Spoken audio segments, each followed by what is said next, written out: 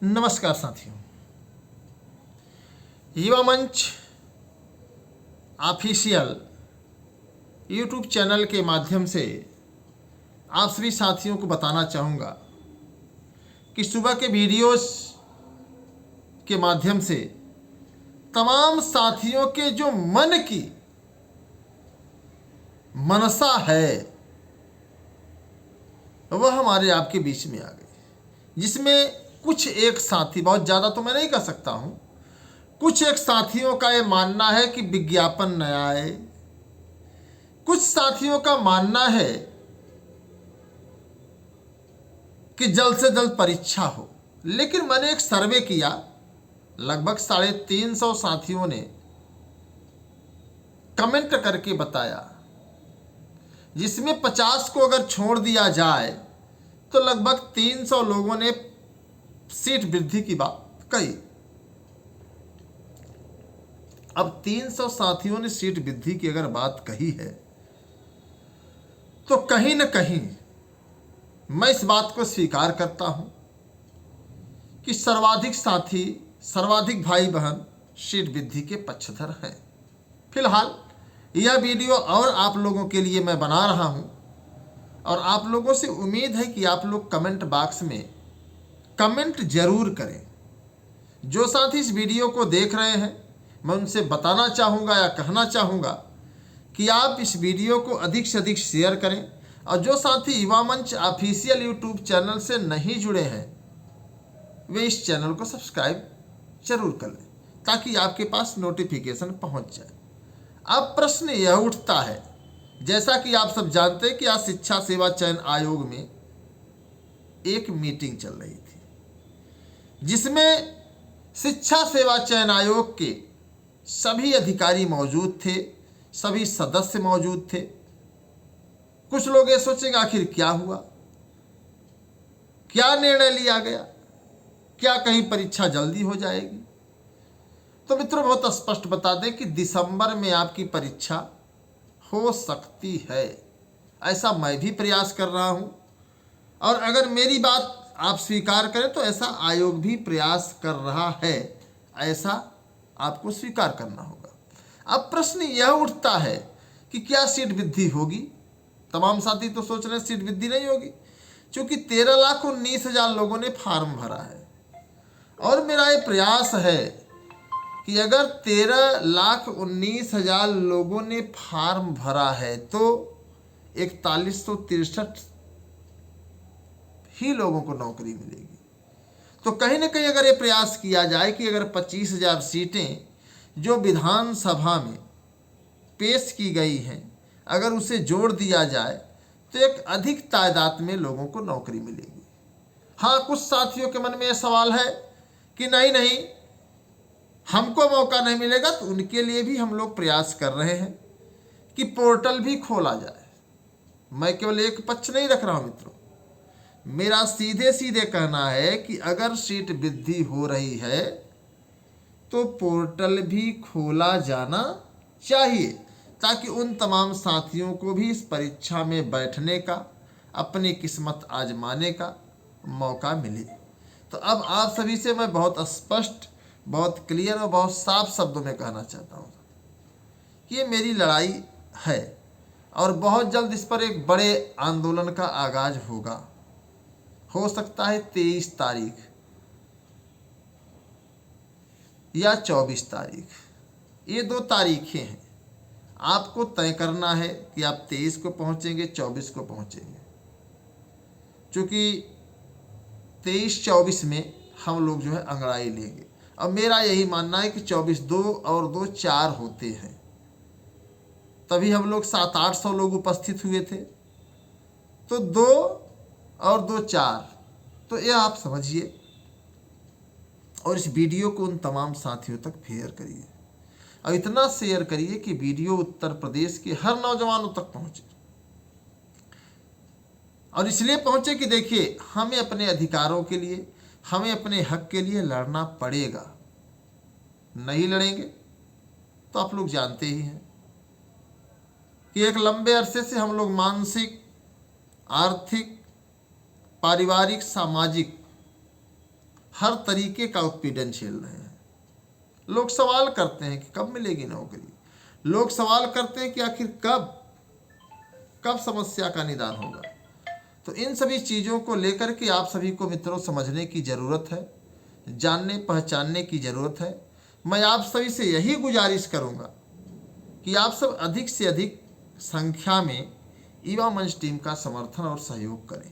अगर आपको लगता है कि मैं सही कर रहा हूँ तो, अगर आपको लगता है कि मैं गलत हूँ तो माफ़ी चाहता हूँ मित्रों, आप कमेंट बॉक्स में लिखिए। मैं नहीं आऊँगा लाइव, मुझे नहीं चाहिए सीट वृद्धि, मुझे नहीं चाहिए टीजीटी पीजीटी की परीक्षा, क्या ज़रूरत है भाई। मैं अपना पूरा टाइम बर्बाद कर रहा हूँ, खुद को बर्बाद कर रहा हूँ, अब बस इस हैसियत से कि मैं ये देखना चाहता हूँ कि आपको एक प्यारी सी नौकरी मिल जाए, आपका जीवन खुशहाल हो जाए, आपके जीवन में एक नई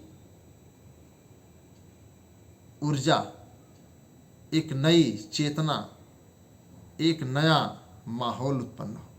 फिलहाल सवाल करने वाले लोग सवाल करते रहेंगे, क्योंकि सवाल करने वाले लोगों को न तो मैं कुछ कह सकता हूँ न उनका मैं कुछ कर सकता हूँ। फिलहाल जो मेरी ये कोशिश है, अगर 25,000 सीटों में कहता हूँ 25,000 नहीं बढ़ेगी, यार कुछ तो बढ़ जाए भाई। 4163 से बेहतर है 4190 हो जाए, ये मेरा प्रयास है। बाकी आप लोग समझदार हो। अगर हम बात करें LTGIC GIC प्रवक्ता को लेकर के, तो आप लोगों को पता ही है, इसमें कहने की कोई ज़रूरत नहीं है। इस पर भी हम लोग लगातार, आज मैं फिर गया था लोक सेवा आयोग, वहाँ से अपडेट लिया, लेकिन कोई अपडेट दिल को सुकून देने वाली नहीं है, सब गुमराह करने वाली है। शिक्षा निदेशालय भी वही कह रहा है। अब लोगों को ये लगता है, लोग ये सोचते हैं कि हम जो कह दें और लेखनी हो जाए। तो मित्रों ऐसा नहीं है, हमें आपको संघर्ष करना पड़ेगा। आप मेरा साथ मत दीजिए, आप मेरे साथ मत खड़े होइए, लेकिन अपने माता पिता के सपने, अपने परिवार की उम्मीद को पूरा करने के लिए आप कहीं तो कहीं संघर्ष करिए। मैं तो कहता हूँ आप मुझे कह दीजिए कि अनिल सिंह आप शांत हो जाए, मैं खुद लड़ाई लड़ूंगा, बिल्कुल लड़िए, स्वागत है। और पूरे पुरजोर तरीके से मैं आप लोगों का स्वागत करूंगा, क्योंकि मेरा मकसद हंगामा खड़ा करना नहीं है। मेरा मकसद है कि आपकी ज़िंदगी में एक नया मोड़ आए, मेरा मकसद है कि आपके सपने साकार हों, मेरा मकसद है कि आपके माता पिता की उम्मीदें पूरी हों, मेरा मकसद है कि आपके करियर में 4 चांद लगे। वो अलग बात है कि आप क्या सोचते हैं। जैसे मैंने प्राथमिक शिक्षक भर्ती को कह दिया, मुझे हंसी आ रही है कि मैंने कहा कि सरकार कह रही है प्राथमिक शिक्षक भर्ती को लेकर के कि छात्र शिक्षक अनुपात बराबर है। अब तमाम जो बैल बुद्धि के BTC DLED करने वाले लोग हैं, मैं सबको नहीं कहूँगा, कुछ लोगों ने अच्छा कमेंट भी किया है, जो बैल बुद्धि के लोग हैं, मुझे कहना नहीं चाहिए लेकिन मैं कह रहा हूँ,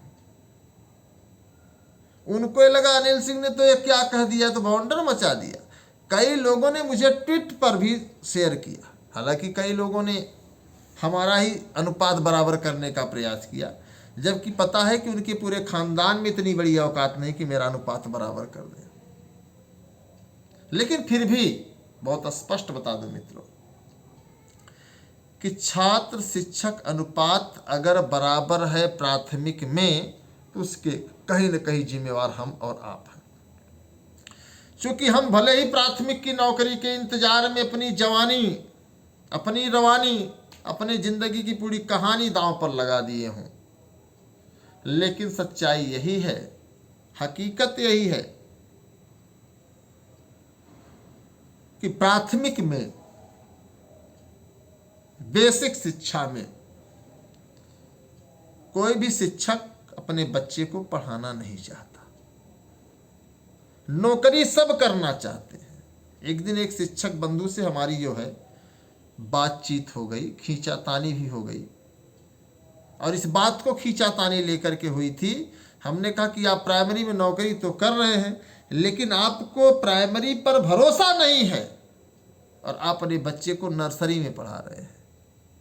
उन्होंने बड़े जोर से कहा क्यों ना पढ़ाएं भाई, किस लिए कमा रहे हैं।